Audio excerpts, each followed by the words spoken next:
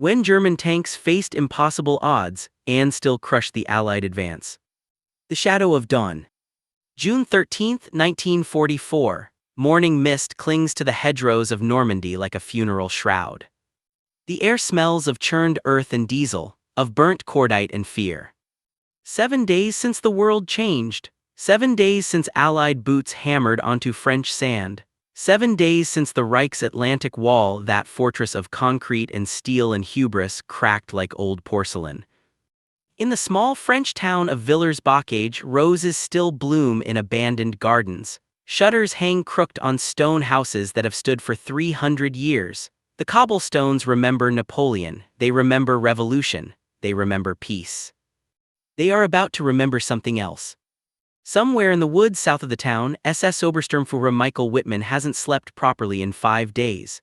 His eyes, pale, alert, slightly sunken, scan the tree line through the cupola of his Tiger Eye tank. Number 205, 56 tons of Krupp steel, an 88mm gun capable of punching through armor at 2 kilometers.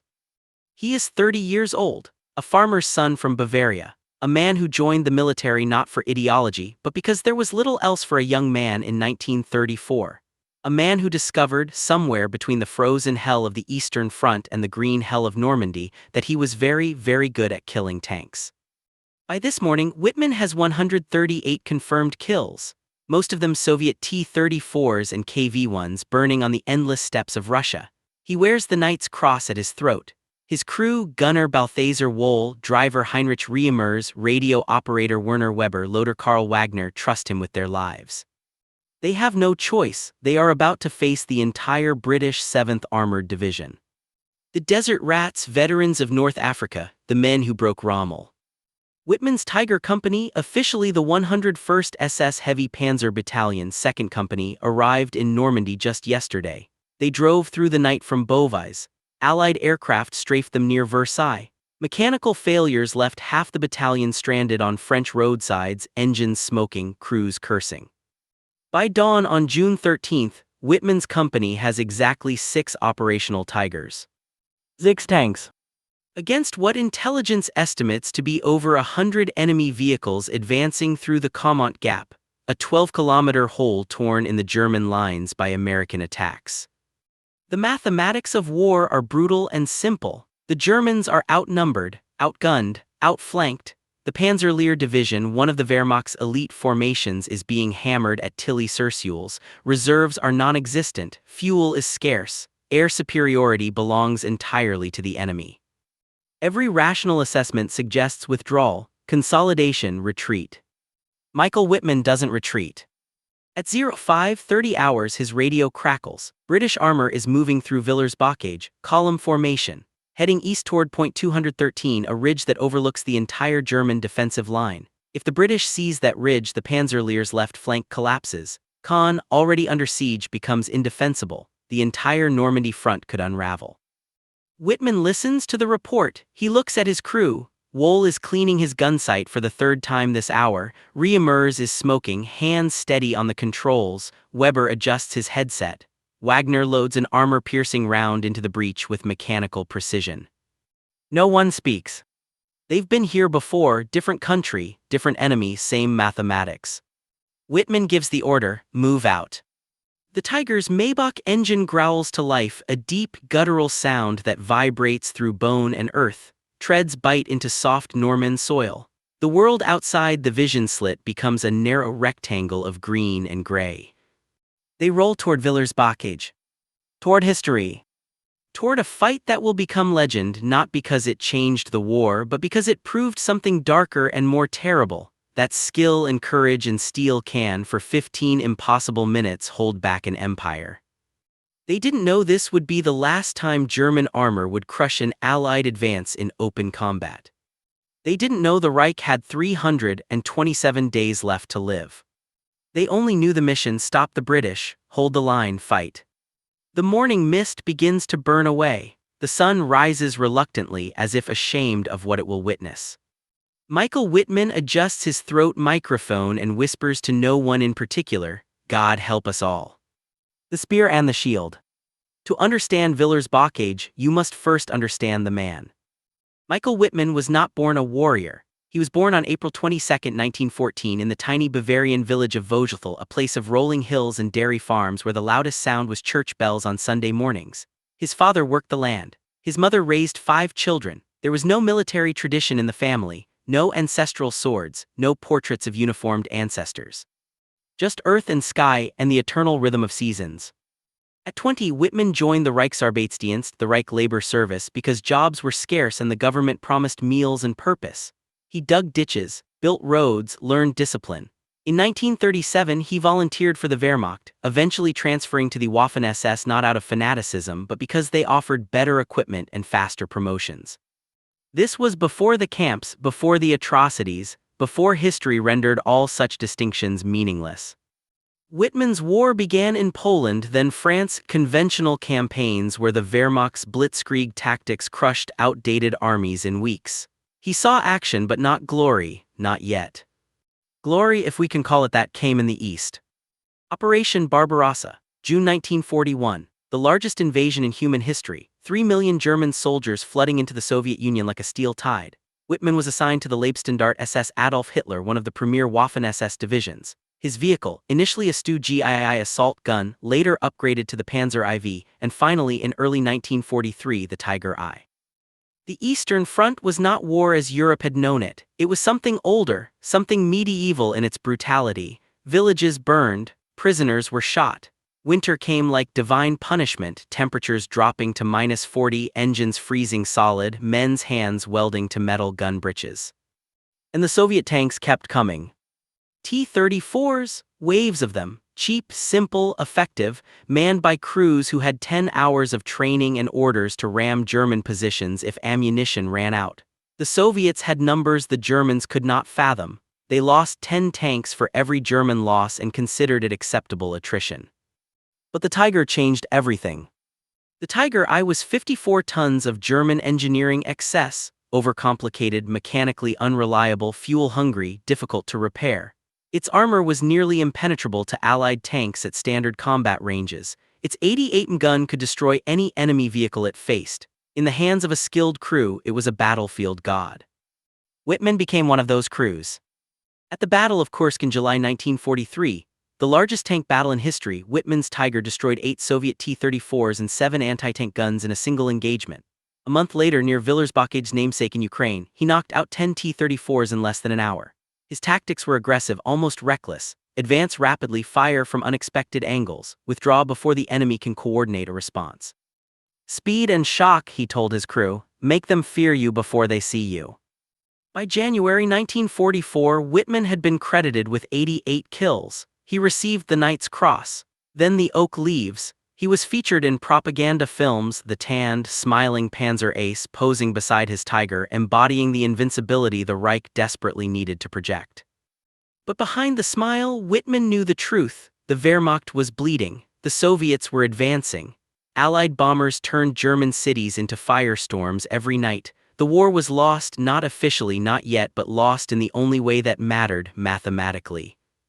And still, men like Wittmann fought, not for Hitler, not for the Reich, for the man beside them, for the crew who shared their cigarettes and rations, for the impossible hope that one more victory might change the equation. In May 1944, the 101st SS Heavy Panzer Battalion was pulled from the east and sent to France to refit. They knew the invasion was coming, they just didn't know when or where. June 6 answered that question. By June 12, Wittmann's battalion received emergency orders: move to Normandy, support the Panzer Division, stop the British breakthrough at any cost. They drove through the night. Allied fighter bombers strafed the convoy. 4 Tigers broke down. Supplies were scattered. When they finally reached the assembly area near Villers-Bocage, exhaustion weighed on them like wet wool. And then the British came. The 7th Armoured Division, the Desert Rats, one of Britain's most celebrated formations. They had fought Rommel in North Africa and won. They were equipped with the latest Cromwell and Sherman tanks. They were supported by artillery, infantry, and tactical air superiority. They were confident.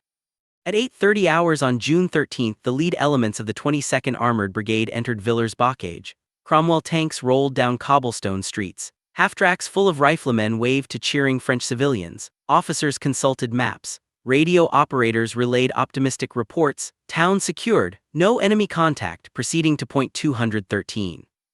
It was a beautiful morning, the kind of morning that makes you forget you're at war. A squadron, 4th County of London Yeomanry, pushed ahead toward point 213. Their tanks, Cromwells and Sherman Fireflies formed a column along the Caen Road. Behind them, half-tracks carrying men of the 1st Rifle Brigade parked nose-to-tail waiting for orders, crews dismounted, lit cigarettes, brewed tea. Standard procedure after an unopposed advance. No one posted proper security. No one scouted the southern tree line.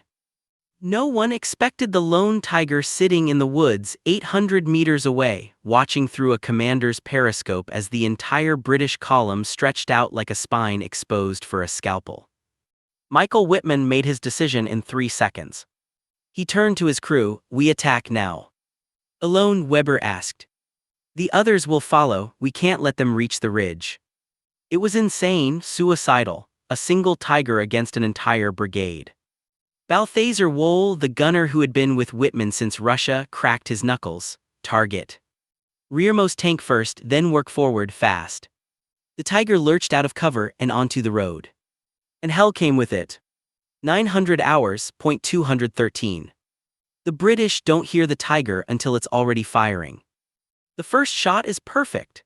An armor-piercing round slams into the rear Cromwell at point 213, penetrating the thin back armor, igniting ammunition, turning 52 tons of steel into a funeral pyre in less than 2 seconds. The turret lifts lazily into the air, trailing smoke, then crashes back down at an obscene angle. The crew doesn't scream, they don't have time. Wittmann's Tiger doesn't stop, reemerges guns the engine. The tank surges forward parallel to the British column, main gun traversing with mechanical precision. Wohl's hand is steady on the firing mechanism. Each shot is deliberate, calculated. The Tiger's 88mm gun barks once, twice, 3 times, and 3 more Cromwells erupt in flames.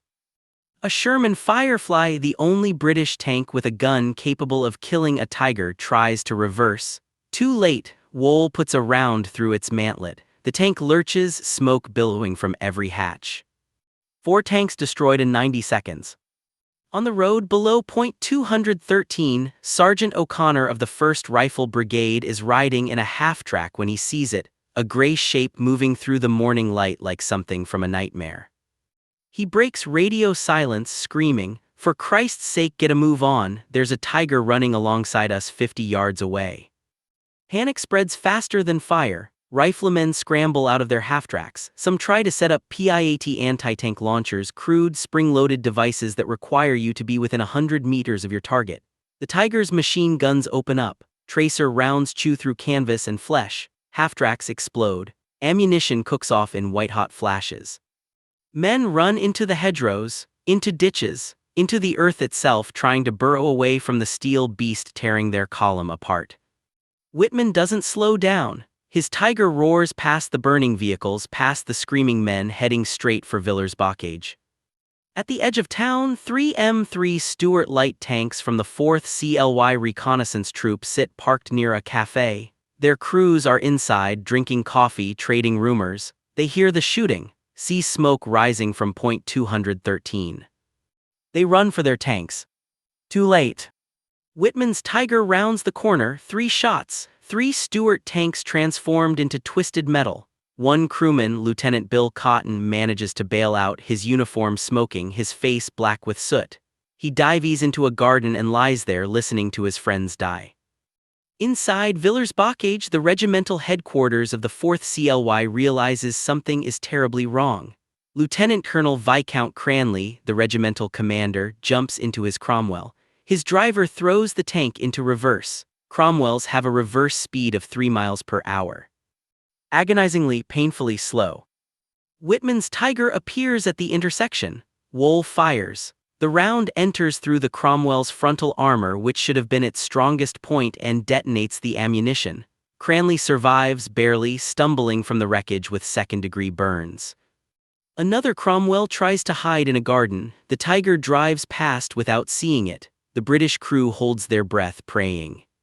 The Tiger continues down the main street. It destroys 2 artillery observation tanks, Sherman's modified with extra radios. It machine guns a medical half-track, killing the battalion surgeon. It crushes a scout car under its treads. 15 minutes, 14 British vehicles destroyed, dozens dead, an entire brigade column paralyzed. And it's one tank, one crew, one man making split-second decisions in the confined hell of a Tiger's turret where the temperature is 110 degrees and the air tastes like cordite and sweat and fear.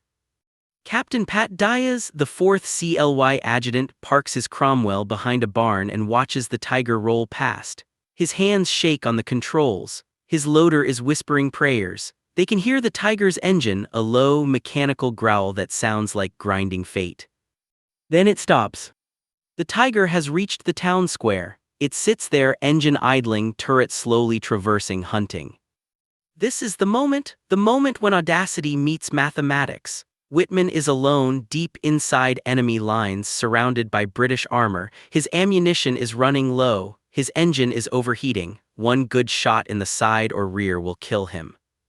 And then from a side street, a Sherman Firefly appears.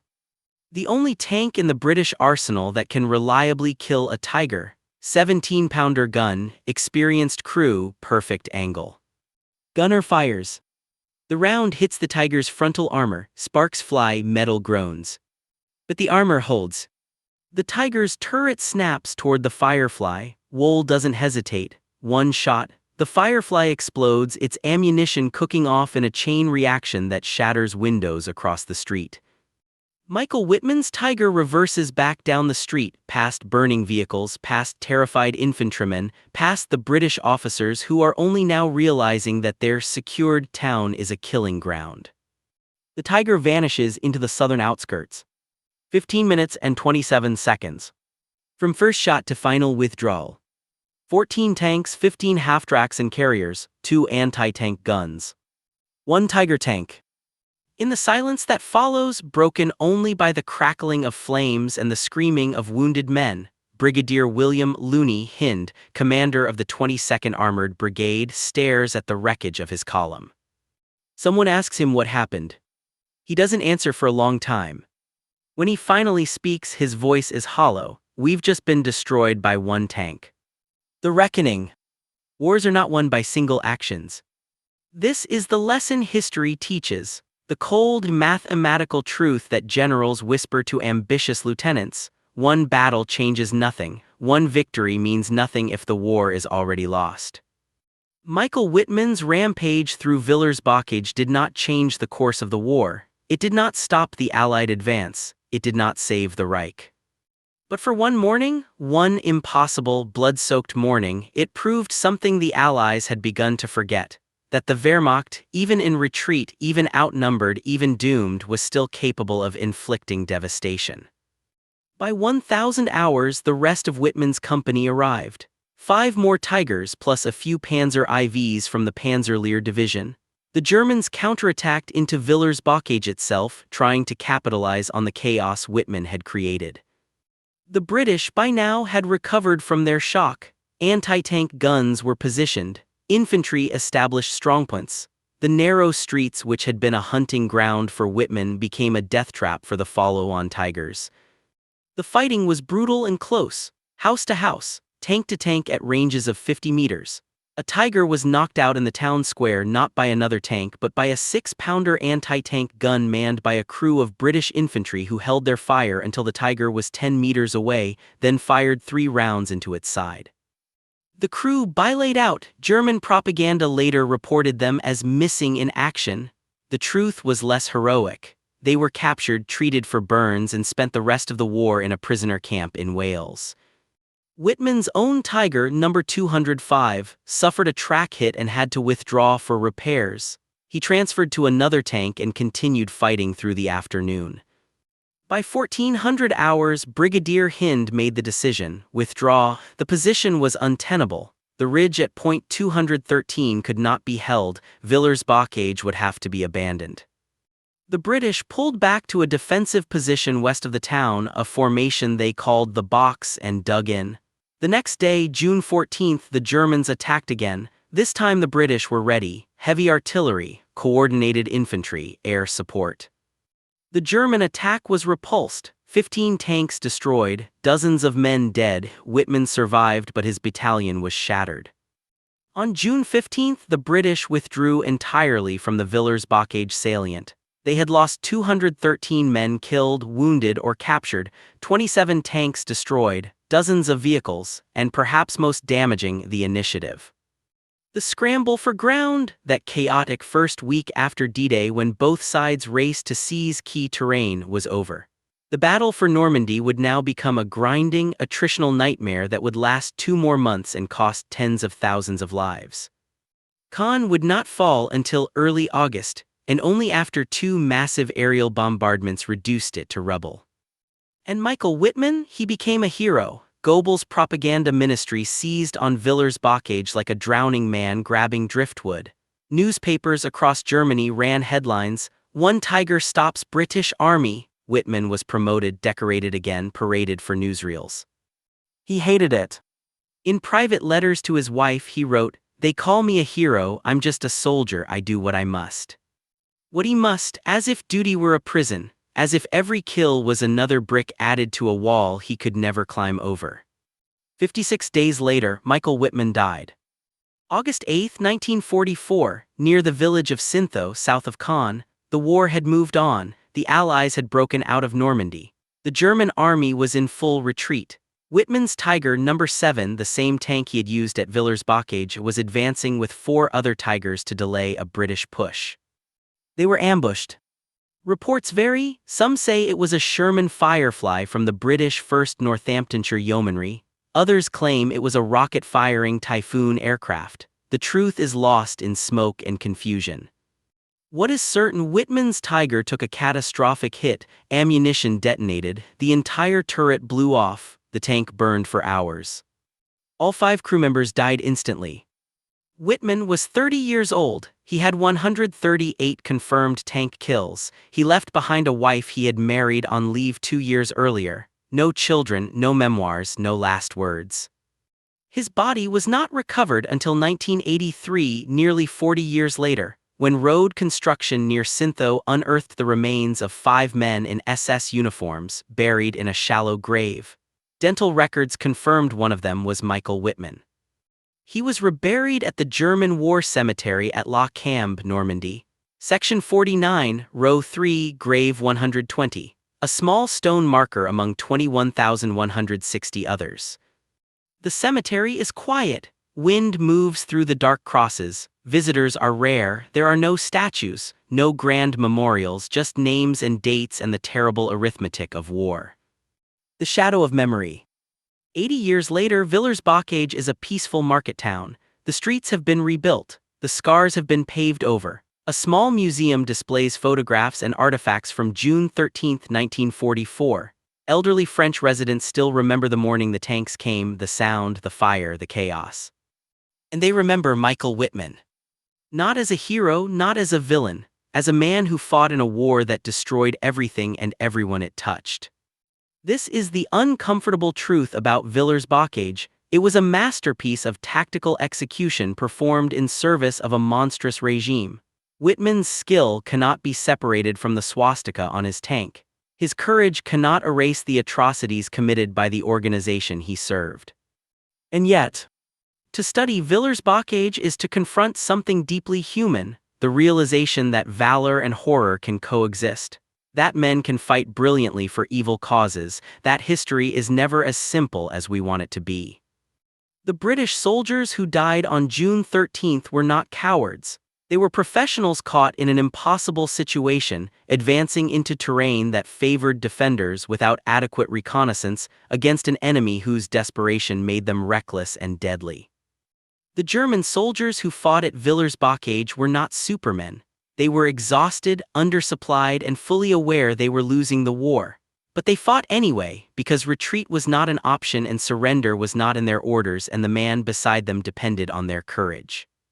War does not care about your politics. War does not ask if your cause is just. War only asks, can you do the job? Can you pull the trigger? Can you watch your friends die and still keep fighting? Michael Wittmann could, and it killed him.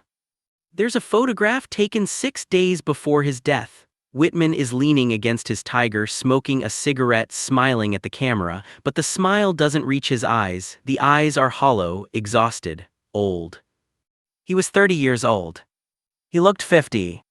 This is what war does. It takes farmers' sons from Bavaria and tank commanders from Yorkshire and boys from Iowa and turns them into instruments of death. It gives them medals and nightmares in equal measure. It tells them they are heroes right up until the moment they die screaming in a burning tank. And then it moves on.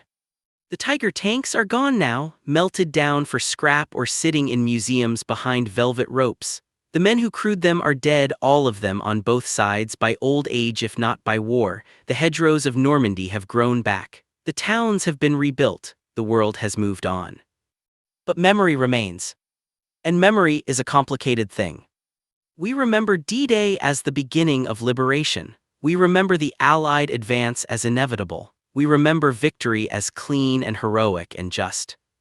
We don't often remember the moments when victory looked uncertain, when the plan fell apart, when a single German tank destroyed an entire British column and forced 2 Allied armies to pause and reconsider. We don't remember because it complicates the narrative, because it suggests that the enemy was not simply evil and incompetent but skilled and dangerous, because it forces us to acknowledge that wars are not won by moral superiority alone, but by logistics and numbers and the slow, grinding accumulation of small advantages. The Allies won World War II not because they were braver or better. They won because they had more tanks, more planes, more fuel, more men. They won because America's factories produced 88,000 tanks while Germany produced 25,000. They won because Soviet soldiers kept fighting even when their casualty rates reached levels that would have broken any other army in history. They won because mathematics, in the end, is more powerful than courage. But for 15 minutes on June 13, 1944, mathematics didn't matter. For 15 minutes, 1 tank and 1 crew held back an empire. For 15 minutes, Michael Wittmann and his men were invincible. And then the war came back. And it crushed them. The price of steel. There is a veteran's account recorded in 1989, 5 years before the soldier died, of a British tankman who survived Villers-Bocage. His name was Corporal James Howard, and he was the driver of a Cromwell tank in a squadron 4th CLY. He was at point 213 when Wittmann attacked. His tank was the third one hit. The round entered through the turret, killed his commander instantly and set the ammunition on fire. Howard and the gunner bilaid out through the driver's hatch as flames roared behind them. They ran into a ditch and lay there, covered in mud, while the Tiger methodically destroyed the rest of their squadron. He said, "I hated that German bastard for 40 years. Every night I dreamed about him, about his tank, about the sound it made, about the way my friends burned." He paused, the interviewer waited. "And then I went to the museum at Villers-Bocage and I saw his photograph. And I saw that he was just a kid, younger than me, and I learned he died 2 months later, burned alive same as my mates, and I realized, we were all just kids, all of us, killing each other because old men told us to." He cried during that interview, not out of anger, out of grief, for himself, for his friends, for Michael Wittmann, for all the young men who died in tanks on sunny June mornings when they should have been farming or working in shops or raising children. This is the legacy of Villers-Bocage, not victory or defeat, not German superiority or British failure, just the ancient, endless tragedy of young men killing each other in fields far from home. The Tiger tank at point 213 fired its guns 17 times in 15 minutes. 17 times someone's son or brother or husband died. 17 families received letters beginning with the words, "We regret to inform you." 17 mothers wept into handkerchiefs that smelled like their boys' aftershave. War is not glorious, war is not heroic. War is 17 mothers weeping and a farmer's son from Bavaria who could kill tanks better than anyone alive, and it didn't matter because mathematics always wins in the end. On June 13, 1944, German tanks faced impossible odds, and for a few brief, terrible moments they crushed the Allied advance. But wars are not won in 15-minute engagements. They are won in factories and shipyards and training camps. They are won by the side that can replace its losses faster than the other side can inflict them. Germany could not replace its losses. By August 1944, the Wehrmacht had lost 400,000 men in Normandy.